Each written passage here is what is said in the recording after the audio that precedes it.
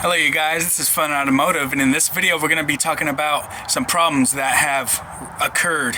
Again, some new problems that happened with the Jeep Liberty.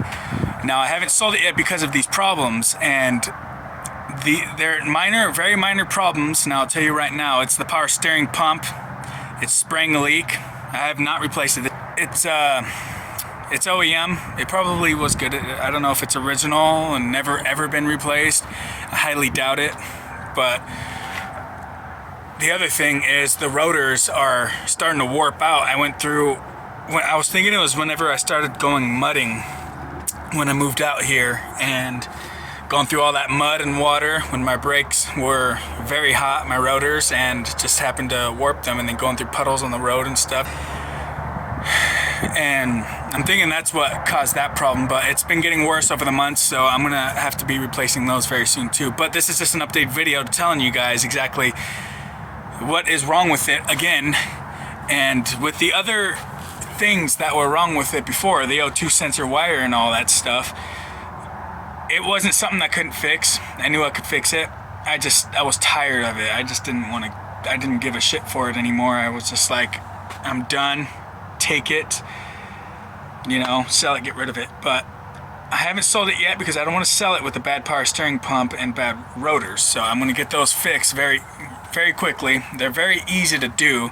Power steering pump is nothing. You just gotta unbolt it off, and then drain the fluid out. Well, drain the fluid out, unbolt it off, take that sucker off, pull the pulley off, put it on the new pump, and then vice versa, putting it all back together. Now, I've been having second thoughts about selling this thing, but I still do want a WJ. I was thinking about the WJ would be nice to have, even though I do think the Liberty in some ways are better than the WJ, other than the capability off-road with the toughness of the axles, because they are solid. They're not independent. They don't have CV axles or any of that crap. And the Grand Cherokee doesn't. It's got solid axles. It's even got a steering gearbox, with the solid tie rods, and just it's obviously a lot stronger all the way around. That's why people prefer that, and that's why the Wranglers are still how they are today, because people don't want independent. And independent's not terrible. It's a great ride. It's nice, but it's a pain in the butt to lift, especially for the Liberties, because they don't make crap for them to be able to go up to the height you want and to get the articulation and the droop and blah blah blah. It's just you gotta really research. So I was happy to put out some information on the upper control arm spacers and everything that I've done with the lift and the information for that. I was happy to be able to put that stuff out for you guys so that you guys can do this too, because there ain't no other information, no other info on any of that type of doing with your Jeep. There's small 3-inch lift, 3.5, 3-inch I think is the biggest you can get for these, so I decided to go up to 5-inch, and people have gone higher, yes, but I went up to 5 and I decided to share it with the world, so that's why I threw it on YouTube, and all the other parts that go along with it for the lift, and just everything in general to help you guys out being able to lift it. So yeah, they do have other things, don't get me wrong. They got the upper control arm adjustable kit, lower control arm adjustables for that rear axle, and they do got, and that will obviously fix your pinion angle and all that, blah blah blah, for the rear end, so you don't have to do a transfer drop or any of that crap. But I decided to go that way because I don't have the money to be doing that stuff right now, except if I was going to keep it, yeah, I was going to, and I was going to, and then I was going to throw some 35s on it, which tons of people do, and they say it rides and drives just fine, just like other people that told me I couldn't fit 33s, that it was going to be a hassle or a problem for my CVs or this or that, and I'm just over a 33-inch tire. I am like almost a half of an inch bigger than a 33, maybe a little less, I can't remember, but it's a tiny bit bigger than a 33-inch tire, tall wise. The width is a little bit less. It's 11 and a half, not 1250. From a 33 1250 15, most people run with those. It's the common size. They don't make a 33 1250 16. You're gonna have to go with a 295 or 285 75. So, but those are my thoughts on that. But again, man, I really do love this Jeep, man. It's such a good Jeep. It really is. It's gone through everything flawlessly. It's done everything I've always wanted it to do. You know, it's such a good Jeep. I think it's that time, which, yeah, I said in the last video, it's that time also. So it's this time for sure to start a new change and get new ones. Man, I spent so much money on those tires though. Gosh, those KO2 BF Goodrich's are expensively crazy, buying them brand spanking new. And I bought all four, and then later on I bought the fifth one, which was like $300 for the fifth one just by itself. But hey, that's what you got to pay for excellent tires. These are the best tires I've ever driven on in my life, man. These are excellent tires.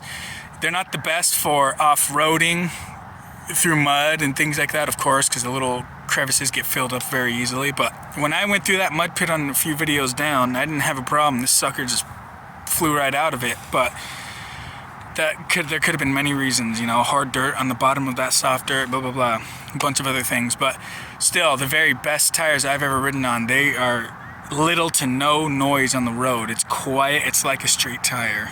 Very good. I'm not going to get into that because I've already made a video about those bad boys. And the wheels also, the Ion Alloy 16x8s, I forgot how much the offset was, but very good wheels. And they were like $400 for a set of four. Excellent rims, $100 a piece, or maybe just under $100 a piece. I can't remember. It was years ago now, but very good, very nice. It's still up for sale. There's been a few people who've been wanting to check it out, but like I said, I'm not really trying to push a sell yet because I really do want to get those things fixed before I do get rid of it. You know, it drives excellent. It's got AC, it's got heaters, got good four-wheel drive. I've always changed the oil every 3,000 miles. Always checked on the transfer case oil and changed that too whenever it needed to be changed, when it was really dirty. I don't really go by mileage by the transfer case, but I know that the transfer case is always going to be rolling because of the way it's set. So, but everything's always good. Diff oil, transfer case, tranny, engine, you know, everything's always been well maintenance and kept up on this Jeep Liberty here. So, but they're going to get a good buy, whoever wants to get it. It's up for 6 or best offer, obviously. I'm not willing to take just 6. It's or best offer, so whatever anybody wants to throw at me, we'll discuss that. But it's such a good Jeep, man. The Liberties, I really do like these Jeeps. They really are such good Jeeps. This thing kept up with my father's Wrangler, my brother's Wrangler. And my buddy went wheeling in his Bronco, kept up with that. It kept up with this. Of course, solid axle. It's already got a good height on its stock and some bigger tires when it was made. But for the people who don't know, which obviously you will know, this is the PowerTech 3.7 liter V6. Such a great engine. It really is a great engine. I really do appreciate these engines. They are very good. Not the best of space and room to work, especially dealing with those dang catalytic converter sensors, man, up top, the Bank 1 sensors. Upstreams, pain in the butt. Not this side so much, but this side, yes. And like I said, that wire's down here somewhere, which I put up and picked up so it wouldn't be in the way anymore, cause any trouble. Yeah, it's still doing what it's supposed to. The people I got this from, they used to tow this behind their RV. They used to have it towing, and they used to always take it to the transmission shops. They said, well, the dealer I got it from said that. This one was from Provo, Utah, when they had the last change on it. I can't see what it says on there exactly, can't really tell because over the time, over just me working on it, having my arms over it, doing things, you know, it wore off. So there was a sticker on the window, I think, from what I remember, and then there was this, and the sticker on the window was the last oil change. This was the last tranny change, which I did change it when I first got it. I changed the filter and everything on it, make sure everything was good. Transfer case and oil, differential, engine oil. Like I said, everything's good. I always kept good care of this, but this is just like kind of a reminiscing video, you know. I'm gonna miss this thing when I get rid of it. I really don't want to get rid of it, but I want to try something new, you know. I've done everything I've wanted to with this. Haven't done solid bumpers yet. Obviously, they don't even make one for the rear anymore. They make rock sliders for this bad boy still. I know they do that, but yeah, that's pretty much it. For the people that don't know, you get easy oil leaks all the time. Change your PCV valve. That'll cause an oil leak easily because if it's clogged, it'll build pressure up in the engine and start leaking an oil from, I don't know, like valve cover gaskets, oil pan, things like that. From my experiences, it always fixed it. But yeah, hope you guys treating your Jeeps nice, taking good care of them, treating them good, because you know these Jeeps deserve it. Nobody gives them the privilege to look good like we do, you know. It was so easy to find a stock Jeep Liberty than it was to find a Cherokee, than it was to find a Cherokee or a Grand Cherokee WJ. It's so much easier to find one of these stock because not everybody does these out. Not everybody does. They're a dime a dozen, and you can always find them clean with low mileage, except, well, especially here, I mean, in Arizona, always find them clean with low mileage. Well, I hope you guys really like this video. If you're watching this and you ain't got a Liberty, I very, very, very much recommend that you get one because they are very good cars.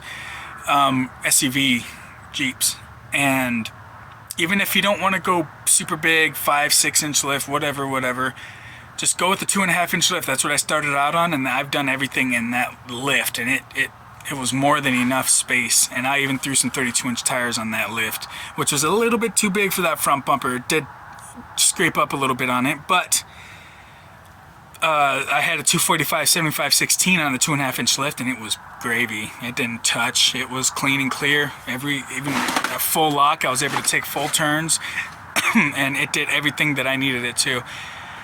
Though off-road with the 2.5 inch lift, that is. So I hope that you guys really like this video. Again, this is Fun Automotive, and you know, I gotta make more videos. It's been a while, so again, this is Fun Automotive, and I will catch you guys later. Goodbye.